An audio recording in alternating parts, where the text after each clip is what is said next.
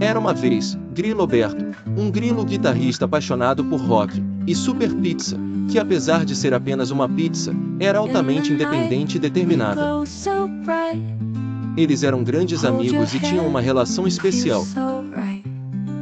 Certo dia, decidiram que queriam aumentar a família e adotaram 2 filhos peculiares, um grilinho chamado Queijoberto, que adorava queijo, e uma fatia de pizza chamada Pisantena, que tinha uma antena bem no meio.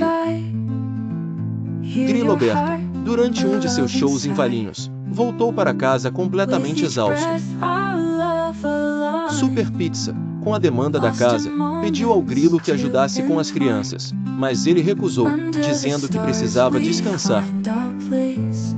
Essa cena se repetiu por 4 dias, até que Super Pizza não aguentou mais e tirou satisfação com Griloberto.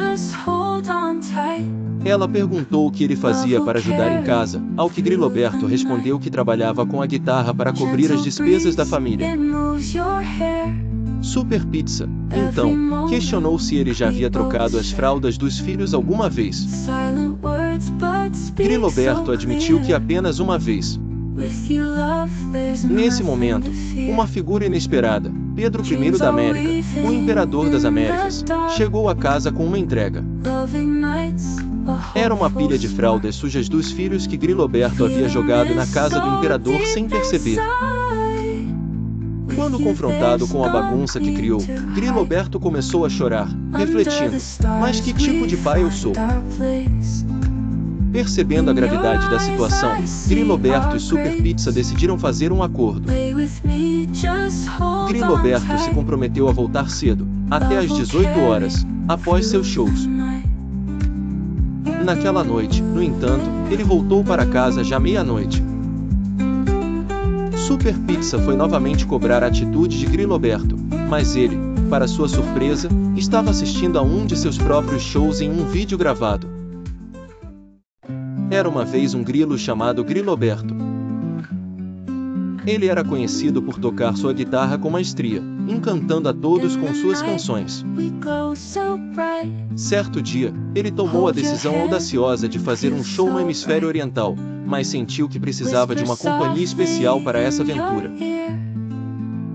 Foi então que Griloberto convidou seu velho amigo, Super Pizza, para ser sua dupla no palco. Animado e sem pensar 2 vezes, Super Pizza aceitou o convite. Os dias passaram voando enquanto ambos se preparavam para o grande evento. Griloberto estava seguro de suas habilidades na guitarra, mas havia um pequeno detalhe que não o preocupava tanto. Super Pizza nunca havia mencionado saber tocar um instrumento. Finalmente, chegou o tão esperado dia do show. O local estava lotado, a plateia ansiosa para ouvir o duplo promissor. Griloberto iniciou com algumas notas na guitarra, e era a vez de Super Pizza entrar em cena.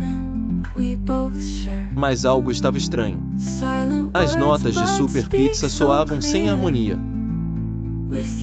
As pessoas começaram a perceber que algo não estava certo e, em pouco tempo, as vaias começaram a ecoar.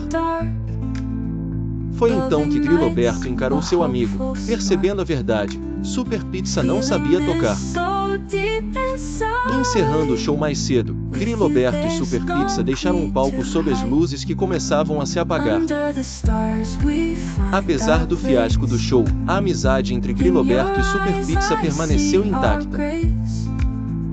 Entenderam que a experiência lhes ensinou uma valiosa lição sobre honestidade e a importância de ser verdadeiro consigo mesmo e com os outros. Em 1780, o Alasca era uma região pouco povoada, predominantemente habitada por povos indígenas como os Inuites, Aleutes e Dene, cada qual com suas culturas e modos de vida próprios.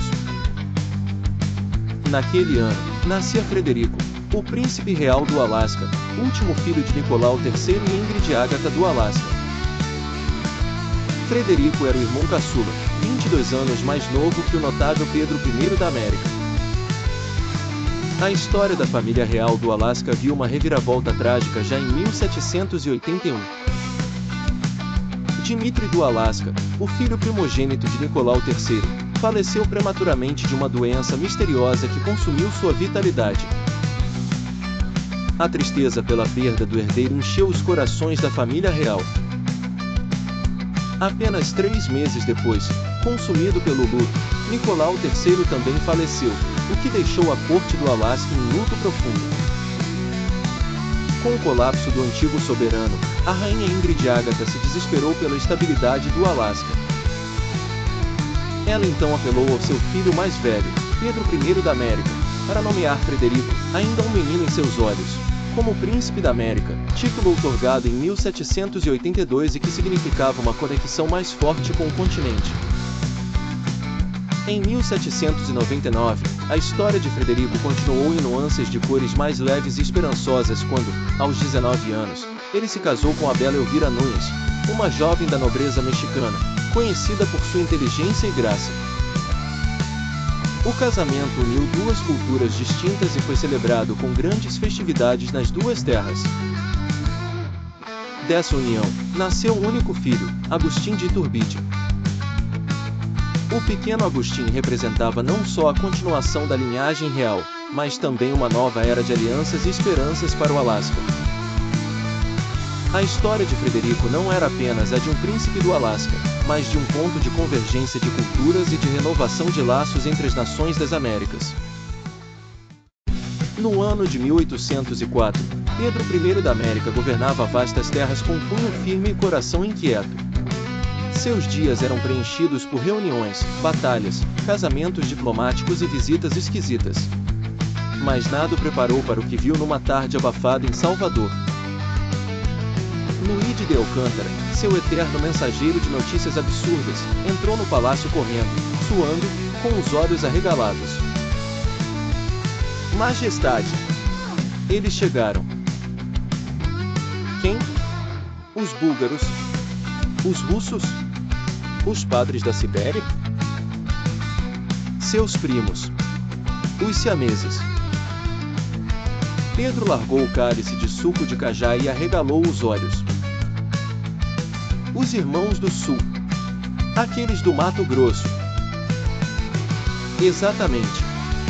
Gustavo e Gustavo. Unidos pelo fígado, separados pelas ideias. Entraram os dois. Um usava terno, o outro, pijama.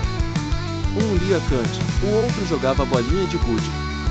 Eram opostos em tudo, menos no corpo, presos lado a lado, compartilhavam um só fígado, uma perna esquerda e a paixão pela política. Pedrinho! Gritou Gustavo. Imperador! Gritou Gustavo. Viemos te ajudar a governar o continente. Com um sistema de rodízio, claro. Pedro I suspirou fundo. Sabia que aquilo não acabaria bem. Depois de muita discussão sobre quem controlaria o braço direito, Gustavo insistia que era ele. Gustavo defendia a perna esquerda. Os primos siameses decidiram deixar o calor e as brigas do Mato Grosso para trás e partir rumo a Richmond, a capital do novo Império das Américas, onde Pedro I da América governava com fama de sábio e um pouco excêntrico.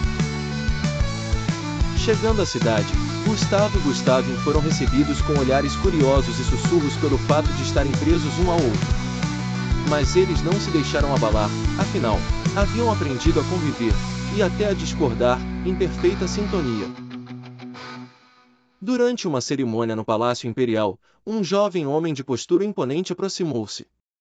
Vestia um casaco azul escuro bordado a ouro e carregava uma aura de autoridade natural. Eu sou Tyler II, Duque de Richmond, apresentou-se com voz firme. Sou responsável por manter a ordem nesta cidade e auxiliar o imperador.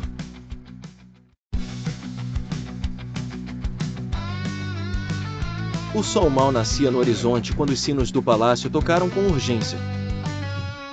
Pedro I da América, o imperador soberano do Novo Mundo, ergueu-se de seu trono de carvalho dourado, vestindo o manto azul das Américas. Seu reinado era firme, seus decretos justos, mas naquele dia, algo inusitado estava para acontecer. A porta principal se abriu com um estrondo. Luís de Alcântara, fiel conselheiro da corte, entrou apressado, suando frio, os olhos arregalados como se tivesse visto um fantasma. Majestade, seus filhos estão aqui. Pedro I da América arregalou os olhos. Filhos? Perguntou com voz firme. Que filhos? Luigi apenas apontou para os portões. O imperador caminhou rápido, seguido por sua guarda real. Quando chegou ao salão de entrada, parou, incrédulo. Diante dele estavam 4 figuras jovens. 4 pessoas que o mundo conhecia, mas nunca imaginaria ali, do coração do império. Um Chaves de chapéu velho e olhar curioso, segurando um pão amanhecido com ternura. 2 Naruto Uzumaki, loiro, agitado, sorrindo mesmo diante da realeza. 3 Harry Potter de óculos redondos e cicatriz escondida sob a franja. 4 Lino Pelecai, com sua boneca alienígena na mão e um espírito havaiano indomável no peito. Todos tinham algo em comum, eram filhos de mães corajosas, mas seus pais eram ausentes, desconhecidos ou nunca mencionados. Pedro I se aproximou devagar. Vocês vieram até mim? Por quê? Harry deu um passo à frente. Porque sentimos sua presença, Majestade. Algo em nosso sangue nos trouxe aqui. Lilo completou, nossas mães nos criaram com força e amor, mas sempre houve um vazio, e ele apontava para cá.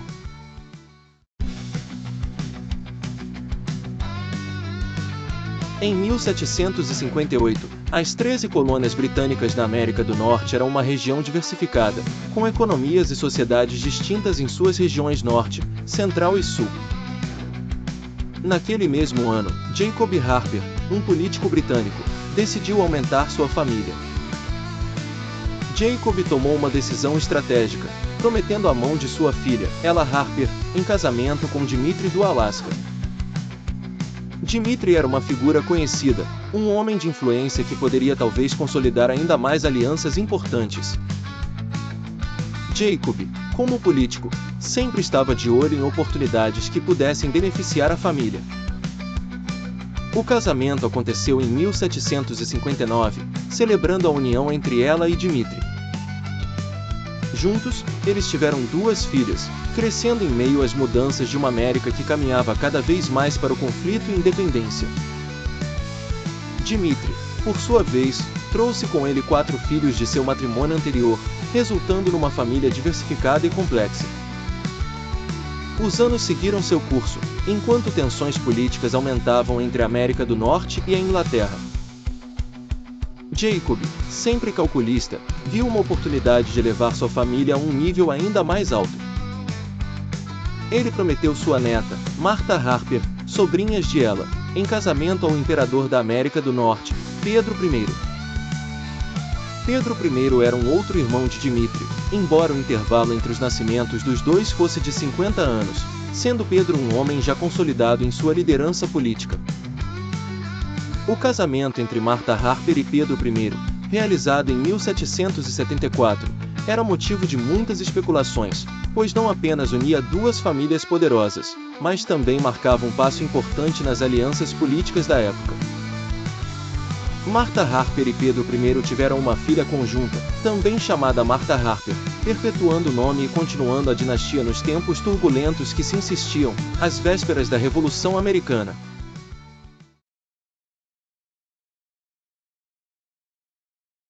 Martha Maria Smith nasceu em 1774 no Reino do Alasca, uma figura marcada por dramas políticos e familiares. Filha primogênita do futuro imperador da América do Norte, Pedro I, ela sempre esteve no centro das atenções devido à sua linhagem. Sua mãe, Martha Harper, era uma mulher de força admirável que, em 1777, viu seu esposo abandoná-la para se casar com sua sobrinha, Isabel Maria, uma união que desintegraria sua família. Em meio a esse cenário de traições, Harper encontrou consolo nos braços de Thomas, um influente político britânico, com quem teve mais 3 filhos. Martha Maria cresceu em um ambiente de elegância e poder, mas também de divisões profundas e sentimentos complexos. Harper, anos depois, recordaria Thomas com carinho, uma figura paternal que trouxe estabilidade em tempos de incerteza. No início do século XIX, preocupada com o futuro de Marta Maria, Thomas decidiu arranjar um casamento para sua enteada. Foi assim que Marta Maria conheceu Henry Ashworth, irmão da madrasta da própria Marta, Elizabeth Ashworth, em um daqueles encontros que mudariam os rumos de sua vida. Casaram-se e tiveram 7 filhos, um legado de união e continuidade familiar. Enquanto Marta Maria construía sua vida, os ventos da Revolução sopravam na Europa. Em 1823, a Grécia viveu sua revolução, e Pedro I foi destronado e executado junto com sua esposa, Elizabeth Ashworth. A morte da irmã abalou profundamente Henry, mas com resiliência, ele superou a perda e continuou a sustentar sua família. A história de Marta Maria Smith é um testemunho de resistência e adaptação, navegando pelas complexidades de uma era de mudanças constantes e desafios pessoais e políticos. Seu legado sobrevive nos filhos e nas memórias de uma vida vivida intensamente.